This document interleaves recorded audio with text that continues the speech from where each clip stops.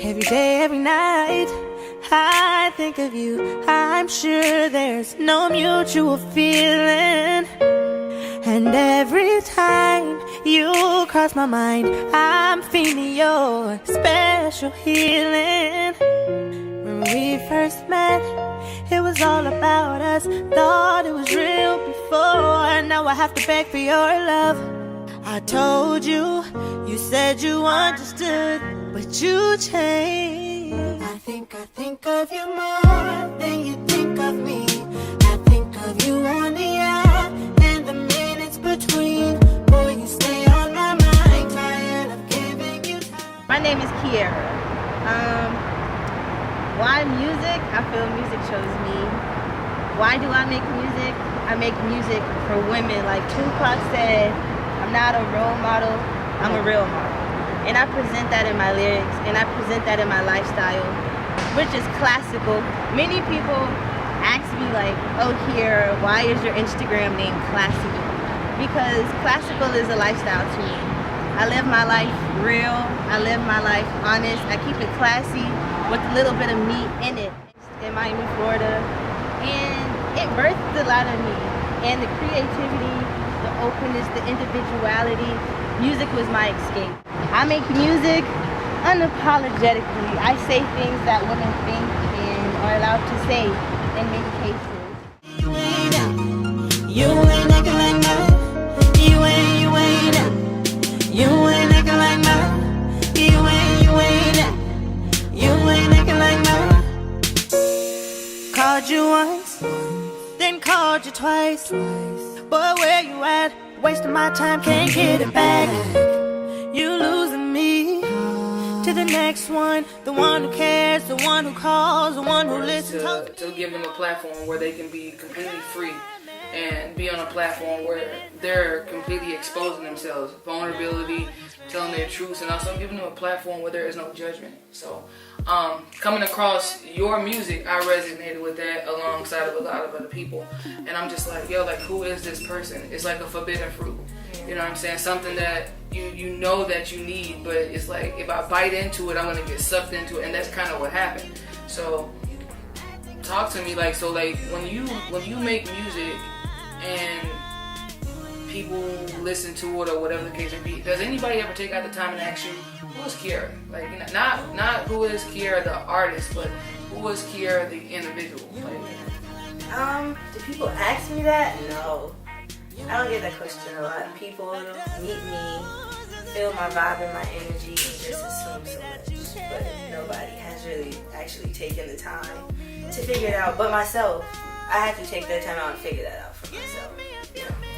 So self-reflecting is always a good thing, especially for an artist, because in order to make sure that you are crossing or hitting every barrier, right? Like setting goals for yourself that are sometimes out of reach, but that just gives you more motivation to make sure that you are aiming higher, putting yourself on a pedestal is what I like to call it. So self-reflecting, is that something that you do to kind of like pull out the music that you want to put out? Or? When I self-reflect, it's not all about the music, it's just more about me being at peace. Me being at peace and me being in a comfortable position in my life is what inspires my music. My everyday life inspires my music. So I want to make good music. I want to make music that makes people feel good, and I can't make that music if I don't feel that way myself. So me self-reflecting is just that's just my me time. That's my getting away. That's what makes my music great. And timeless and ageless, right? Because I'm sure you get this a lot, because I like people that have been hearing tracks that I've obviously been like playing, blasting. Because as soon as I figured out who you were, I'm like, yo, like I need to hear this, I need to hear more, and it just kept me wanting more. And I'm just like, I wasn't getting more, and I'm like, dog, like where is this girl at? And I'm like, she has her own hidden agenda. It has to be some kind of archive, right? So you are doing that, you know, and I feel like your music not only resonates with just your inner peace and your self-reflection, but also for me, because I feel like as a creative, art is medicine, and for some situations, the songs that I've heard is definitely been medicine for me. Like, and especially, you know, the new stuff that I've heard that you guys will hear real soon. Yeah. But it is definitely medicine. So I mean, it's good as an artist to be able to find peace in the music, and then also want to give it back. And that's what people, artists, audiences, fans, supporters gravitate to most, is maintaining and being humble. What has been like the struggle for you in that situation? You know, trying to not get sucked into Kiera the artist, and differentiating between you as the artist and then you as a person. Yeah, what's the biggest struggle Yeah. between both of them? I would say confidence. Confidence, having the self-confidence to like just take the time and love myself and be bold in whatever I do. Like be bold in my creativity, be bold in my lifestyle and the message that I'm trying to send out. So yeah, confidence would definitely be my answer for that. It's been a struggle, you know, and like worrying about what people say. Like if I put myself out on social media in this way, people won't like my music. Right. People might not like me, you know, as a person, because I have my social media is full of people from just my personal life who, you know, many people in my personal life don't know that I make music. And many people, you know, in my music life, my fans, people who support me, don't know what I do in my regular life. So it's kind of like the confidence, you know, to balance it all and just be myself either way. And I like the type as we talk, you know, because a lot of things I found out is like when artists are up and coming and they don't have platforms and they don't have people that genuinely give a care about what it took for them to get there. That's why I call you the forbidden fruit. You know what I mean? Like nobody really has read biblically why Eve really was allowed to go in there and take advantage of what was forbidden. You know what I mean?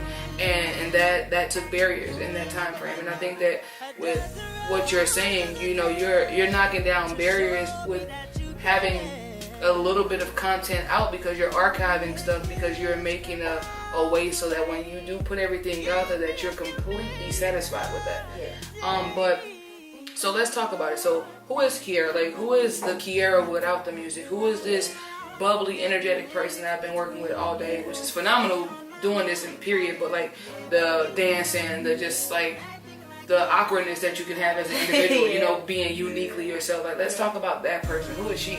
Well, she is really a little small-time country girl. You know, she just loves to have fun and just be positive. She's a girl who likes being outside, watching sports, like just being around genuine people, because that's just the energy she gets. She had a past, like, you know. Right. I'm getting nervous, y'all. It's okay. Get Say, nervous. like, I don't You know what? say, You know like, what? it's so weird. Just you know what I want you to do? I want you to take a step back and say, you know what? Like, Had I not went through those stumbling blocks, Yeah. would I be Kiera? Before the artist, right? Because in order for you to become this artist as Kiera, you had to embrace those I challenges. like I was depressed as like fuck for real. You know what I'm saying? Like that's who like the real Kiera was. Like she came through like just growing up, being like a pastor's kid and having to like reach a certain level and being held to a certain standard. You know, like being put on a pedestal. I didn't even ask for it. You know, they just like threw me up there. But I've had to overcome kind of like, I grew up fast. You know, I have like a little brother who kind of like looked up to me my entire life. So I feel like I grew up a little fast mentally, and now like I'm at a certain, and it took me through like a dark path. You know, I started looking for things in the wrong places, whether it be like people and just doing things, you know, like crazy, depressed. Just things, looking you know, for just something to looking for- suppress whatever yeah, it was, looking right? for something to fill the void that I felt in myself. So, you know, that's what Kiera is. She went through like a dark tunnel to get to like this light place, and it took a lot of like self-reflecting to get there. And that's why I'm so bubbly, and that's why I just feel free, and I like to dance and move. I really like to move. I don't know if you noticed that, but Yeah, I like that's to what move. it Like if I'm just sitting somewhere chilling, I'll bust out in a song, or I like to like shake and move because like that's how I'm feeling. I feel like if I sit still for too long, it's like It's not why? you. Yeah, it's, Right. I mean, being theatrical in times where like you feel most comfortable is kind of like when you really find out who you truly are. Like Yeah. self-reflecting also. Like I mean, there's not one person that can say at some point in their life choice, their career, their dream, whatever it is they're pursuing, that they didn't self-reflect, because you have to learn how to be okay with things not being okay. And he's listening to life right now. Period. And then having that pressure, right, of being a pastor's child, aka a PK, right? Yeah. It's like you are expected to live a certain way, right? Yeah. Biblically speaking, the basic instructions of life, you know, before our end date, it's something to uphold that. But I think being that you have that background also helped you get to those dark places because you had to humble yourself, right? So how was that? Humbling myself? Can you elaborate on that? Yeah, so when you went through this dark tunnel, and obviously it took you to grow, and you had to grow fast. Like when people tell me that they have to grow up faster, which means to me that they may have missed out on some of their childhood or things that they wish that they could go back and do, but that's not how life works. We fast forward our life to our most happiest moments and pause them, then we forget ultimately what it took for us to get there. So being that you went through that dark tunnel and you saw the light and you overcame it, but you can overcome something and still not be completely satisfied. So where does your humbleness come from? Yeah, this is so crazy. I was talking to my mom the other day, and just one word we talked about. I'll say my humbleness came from courage. It sounds kind of crazy, but like to me, courage is just like accepting where you are, like accepting your truth, accepting your reality, and not fighting it. Like just, okay, this is what happened. I made the decision to do something, and this is what I have to deal with. Like even if you don't make a decision to do something and like shit happens, like it's just accepting where I am. You know what I'm saying? Like accepting the path as it comes. Well, the book was already written, right? For sure. Life, they say the Bible is basic instructions before this, but I feel like each and everybody's individual lifestyle takes a different toll because we all have instructions that we don't follow, and that's not always a bad thing because being that people expect this out of a person, like expect you to move this way, and when you don't, it's a challenge because it's like, am I being rebellious or am I doing what makes me happy? But it is being rebellious, but is it worth me being happy? You know what I'm saying? So those are really good ways to look at your situation and then triumph, like build off of that and capitalize off of just not even just as a humble person, but capitalize off as understanding and embracing that no matter where I am, no matter where I came from, I know who I am, I know where I came from, but I ultimately know better than anybody where I'm going. So those are really good challenges, and it's not crazy that you said that your humbleness came from courage. It's just like prayer, and it's like prayer ain't nothing but hope. You know what I'm saying? It's like basketball. When you shooting a ball, you hope that when you shoot it, it goes in. So that's good. So 23 years old and trying to break out independently and doing this with all the discouragements, I'm assuming, with battling which road was right or which road wasn't right. Why was music medicine for you? Because I feel like music for you was not only just medicine, but I feel like it's super therapeutic for just you, period, and then also for the people that are listening to it. Being an artist, you're not just singing for you anymore. Sometimes you're singing for other people. I like the way you said that, because like I really got introduced to music in the church. So it's like growing up in the church and singing, I like the craft, and then like the older I got, I fell in love with the reactions of the people when somebody did something really dope with their voice, or like if somebody said Jesus a certain way, like people would just fall out, and I'm like, wow, that connection they have, like they feel something, and that's how I fell in love with music. Sorry. You're good. But yeah, that's how I fell in love with music, like that connection right there, and that's how music got introduced into my life. So it's like now, but what better way than church, right? Because see, what people fail to realize is that church is like a hospital to me. It's like for sick people. People go there for healing, and the most of it is not the pastoring, it's not the preaching, it's the music. And have you ever been in that situation as Kiara, not Kiara the artist, that where you go to church and you have all of these burdens because you're carrying the weight of expectations of other people, or you go to church and it's like, yo, this song was meant for me. Like, you know how you just randomly go to church and you probably haven't been in a long time, and then it's like, you know what? As soon as you walk through the door, every message is about you. Yeah. Every song is about you. It's about me, like it's just all about me. So are you asking me if I feel that connection if I in church? Yeah, because like when I walk in church and I haven't been in a long time, I'm like, the message was for me. You know what I mean? And I think a lot of people think like that. Like, yo, the moment that you stop going to church and then you finally do go to church, the sermon is about you, because it just seemed like it's attacking whatever it is that you're dealing with, right? Yeah, for sure. Because I feel like a lot of sermons are put together for that reason. Like, just like writing music, I see it's kind of the same thing. My dad's a pastor, so I listen and I watch the structure of him and his preaching, and it's storytelling and making it relevant to today. It's timeless. Every story in the Bible, every situation is timeless. Like, you know, it might be a little extra in the Bible, like in the, I'm sorry, it might sound, I haven't been churching forever, but who was in the whale mouth?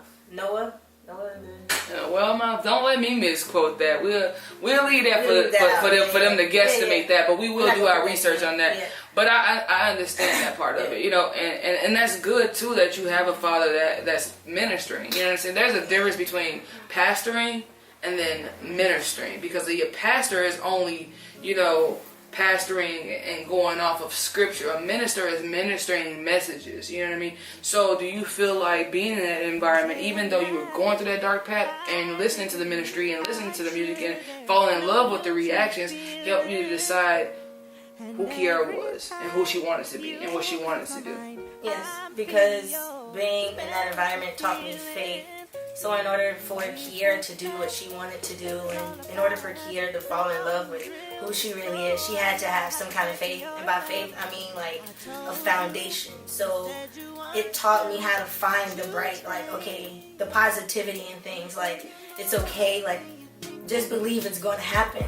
Excuse me. And it happened. So I've learned the power of energies, not only faith. You know what I'm saying? Like, what I put out into the world is what's going to come back to me. So being in that environment, you know, with my dad being a minister, that's what it taught me. It just taught me the foundations of faith.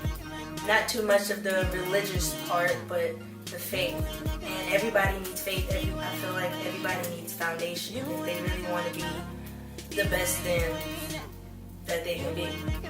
Yeah, I mean, in order to be the better version of who you are, you have to understand how you were created, and that's a strong characteristic that you have, and that's why I'm like, she's definitely the forbidden fruit, because everything that you're doing will be absolutely rebellious. Yeah. But at the end of the day, if you have good vibes, you have strong energies, and you have high faith, for a lot of people, they're not really willing to take that risk. So you may be sitting in church with people who actually have the same goals as you, but not bold enough to say, you know what, I have to do what makes me happy. I have to set a part of what I know I should be doing versus what I really desire. Exactly. And it's hard to decipher or put priorities connected. Like, okay, so I'm gonna make this a priority, but I know that this should be first. So it's kind of like reorganizing, right? So did you ever find yourself in a time where you start falling in love with music and then you start singing, and then it's like, reprioritize, let me reprogram my mind back to where I came from, because I feel like I'm not walking by faith. I feel like I'm at that point now, actually, because at first I got into music and I really loved it. I was like, wow, this is different, a certain experience I've never felt before. I got into music, singing in church. My dad hired this new guy named Bowie. Bowie is the dopest producer, everything of life. Like his passion for music pushed me. So he invited my brother to the studio first. They did their thing. I came like a Sunday afterwards. We did our thing, and I'm like, wow, like this music is for me. We wrote songs. Like I wrote 3 songs. I haven't been writing music for like never. Like I've never written music. How long have you been writing music? Since then, so I would say about 2 years.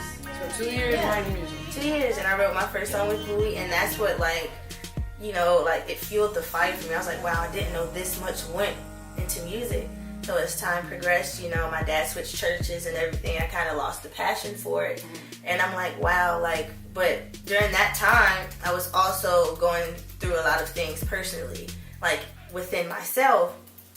So I'm like, okay, wow, I love music, and I found myself again through music. And I say that like I was happiest those 2 years ago when I was writing these first songs of Bowie or whatever, and I was like, I'm gonna get back to that point. And in order for me to get back to that point, I went back to learning more about the fundamentals of music and songwriting and what will make my craft great and what would make me great, you know. And I felt both of them connected, you know, like music made me, it was that void, you know, I felt I was missing on the inside. So that's where I am now, like finding the faith and like being strong and trusting the process about everything. And like ever since like I found this connection in music and connected it to my faith, and I'm getting more spiritually involved, things are going great. Like I've never been this happy. Yeah, music tends to, like I tell people all the time, I definitely believe music is therapy. Like I believe it's medicine. I believe that it's something that can overpower our mind so much, because it gives us an outlet that nobody can take away. Everybody, so, and I'm sure like as you were growing up and having these trials and tribulations, right? The first thing you went to was your favorite artist, and you would listen to those songs, and surprise, you know, back when we were burning CDs and, you know, making playlists and whatnot, that one CD was your go-to. You either had your gospel go-to, you had certain songs, you had that R&B if you was in a relationship or you was going through something, or you just had that one that, you know what, I'm gonna put a mix of R&B, blues, jazz, old school, new school on one thing to just kind of camouflage whatever mood that I was in. And I feel like listening to your music, I feel like you putting all of your truth, lyric by lyric, verse by verse, and I think vocally you're just expressing emotion. And it's not emotion that you're currently experiencing, it's just the emotion that you carried for so long, and it's powerful. And I feel like being that you were in church and now that you're singing, I feel like you are spreading powerful messages in the songs that you're writing, between the lines of the song titles and the choices that you choose, the beats that you choose, all of that. I feel like you're using those things to tell a story that nobody knows but you, in a way that only you could relate, which is singing with emotion, singing with passion, and lighting your own fire every time. So those are things that, like I said, it's music by day, church by night, faith every single day.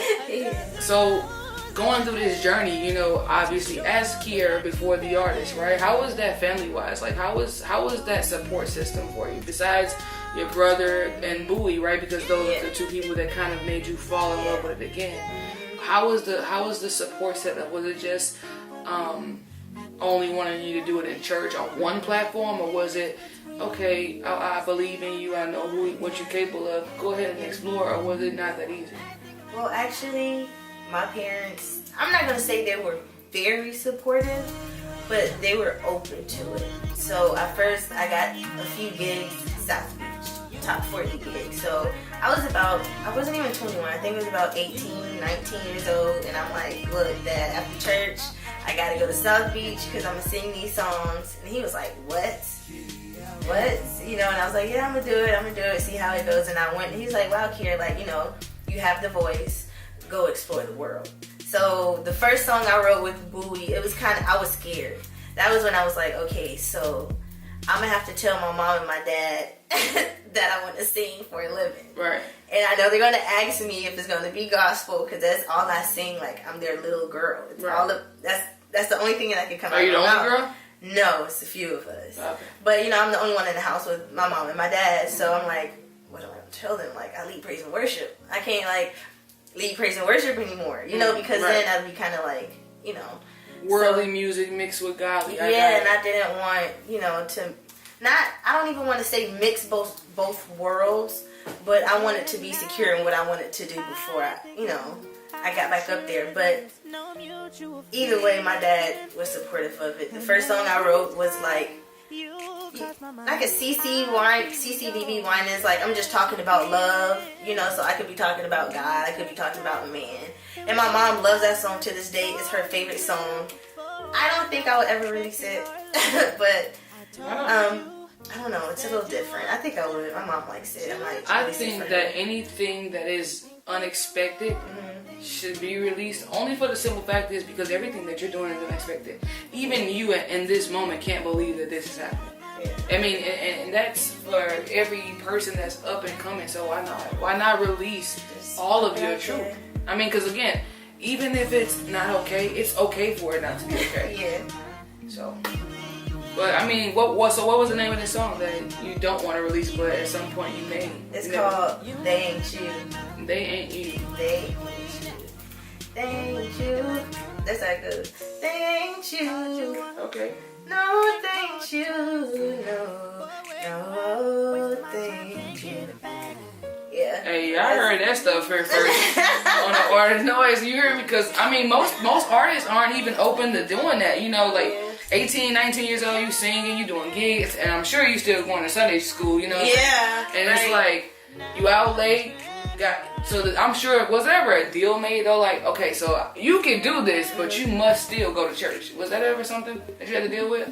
No, like my parents never gave me that choice or that option. It was just I always felt obligated. I'm living under their roof. You know, they're paying the bills. My dad's the pastor. I'm the pastor's daughter. How would it look if, you know, I just didn't show up to church? So I think I put that pressure on myself. My parents never really put that on me. But like here and there, they would say some things that would make me feel bad. You know, like, oh, you know, like, oh, you gotta come to the church and you gotta teach the kids this, and if you leave, oh, what will happen? So, you know, kind of like feeling a little guilty. But other than that, no pressure from them. It's like a Greenleaf situation, you know. Did you watch it? Yeah. So you know how they had, you know, brought her back and she was gonna run the church, and they wanted her to preach again, and she wasn't with that because of what she had been through.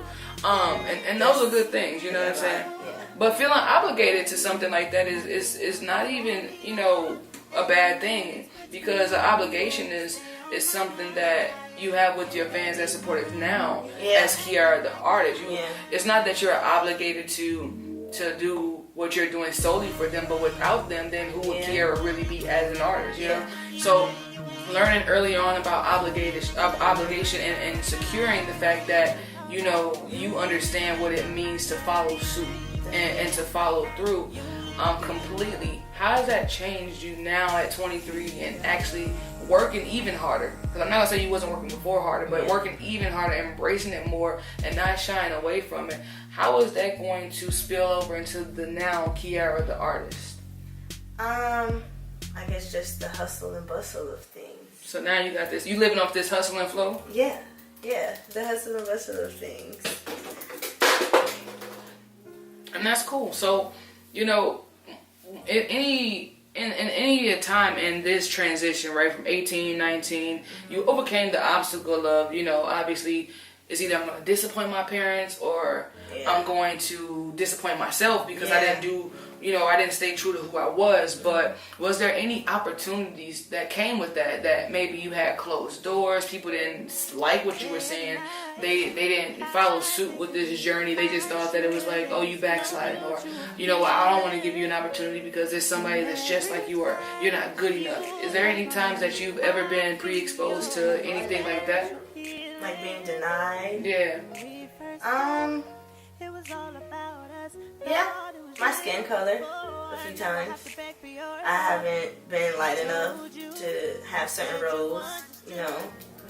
But I don't feel like that doesn't hurt my feelings. Other than that, no. So skin color, and I'm glad you said that because melanin is definitely popping, you know what I'm saying? And that's just what it is. And the fact is, you know what? Music has no color. You know what I'm saying? It has no look. Like, at all. Music is a texture. You just feel it. Yes. Like, that's it. Music is a texture, and my job is to make like a customized texture that like you just don't want to stop feeling. Like a fluffy cat. I have a cat named Frank, and all I want to do is just rub Frankie because like he's so soft and fluffy. So that's me. I'm creating a texture, undeniable texture. Like I want you to feel it. Like you have to feel it. So you don't record songs in that you can't feel it, right? Yes. So intensity, right? You know, as an artist, we tend to be our worst critics at times. Is there music that you have right now that's sitting there because you just don't feel like it's good enough? Yes, all my music, even the music I released, I'm like, no, I shouldn't do it, but I do it anyway. So all of my music, I'm like that. I'm my worst critic, down to like the word "to." Like, I should have added that word here. You ruined everything. Nobody's gonna feel it. Nobody's gonna love it. And like now, I'm working on my songwriting because I have to tell the story like the right way. Right. You know. Make sure you're hitting all the points and not leaving Exactly. anything. You know, when your music video drops, your project drops. So you have a date when that's dropping? No date, but it's coming soon. But it's coming Very soon. soon. We're working. We are working. See how we try to pull that out of it, It's but it's just not working. coming. So listen, make sure y'all stay tuned for the video, man. The full interview with Kiera, aka I'm gonna call her classical because I just feel like she's a classical woman. Like the man, classic man. The men can be classical, so can women, man. Make sure y'all keep it locked on The Art of Noise, man. www.adonistaon.com, man. Stay focused, stay humble. More importantly, man, keep your mind on the money and not the money on your mind. Because if you do anything with money on your mind, you will not fulfill your strong passion. Make sure you follow my girl on Instagram. Let them know where they can follow you at so they can go check out some of that music, and on Apple, iTunes, and wherever. Yeah. So my Instagram is _KL8SSICAL. Classical with the K. And you can also follow me on Twitter, which is classical, but the underscore is at the end. Streaming everywhere, Kiera, KYERA. You'll see me. All outlets, all digital outlets. Well, we can't wait to have you back. Thank you for having me. And man, we can't wait to have you back when the podcast is up and going. And I'm sure, for sure, I'm expecting something. It's coming. What I'm expecting is when you get that first CD, I just want an autograph signed one. You know what I mean? That's all I want. Forget everything else. And maybe a concert ticket where I ain't got to, use binoculars and all that good stuff. Other than that, we solid, man. I can't wait for you to read this. This was amazing. And it was dope. Thank you, guys. Man, give me a hug, man. Hey, thank you.